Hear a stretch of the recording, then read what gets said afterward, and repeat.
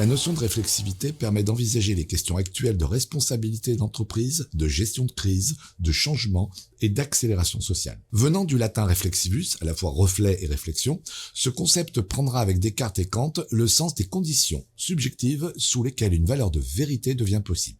Ainsi, la réflexivité correspond à un retour de la pensée sur elle-même, ce qui la différencie de la réflexion, laquelle s'appuie sur une représentation et un processus mental. Au XIXe siècle, le mot prend la dimension d'auto-analyse. La réflexivité devient une qualité fondamentale de l'intelligence par la conscience de soi, avec et sur le monde.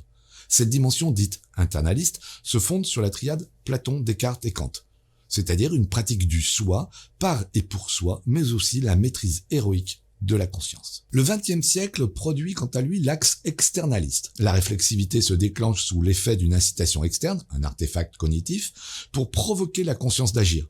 Cette stimulation cognitive implique un déclencheur sensible, notamment une contradiction entre l'action et les conséquences attendues, provoquant ainsi la présence d'un écart dans la situation. Au même moment, le pragmatisme anglo-américain fera de la réflexivité une des composantes du soi avec la notion d'expérience, le self. Un événement notoire, l'expérience, modifie la perception du soi dans l'action.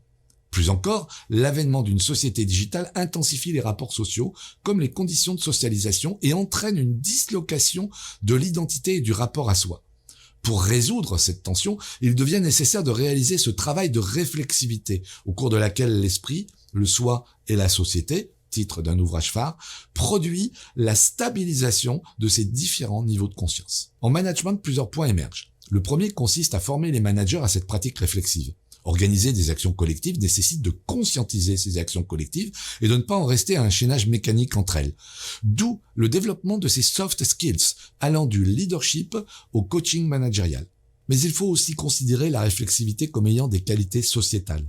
La conscience et l'environnement nécessitent ce retour en conséquence permettant d'agir dans un environnement complexe et percevoir consciemment les menaces, surtout technologiques.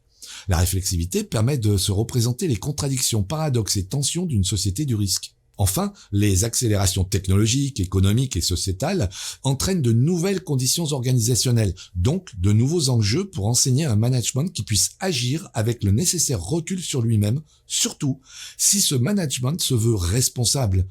La réflexivité est une composante de l'agir organisationnel pour un management qui ambitionne de produire un impact sociétal et ne peut pas se contenter d'une portée à court terme et réduite au profit.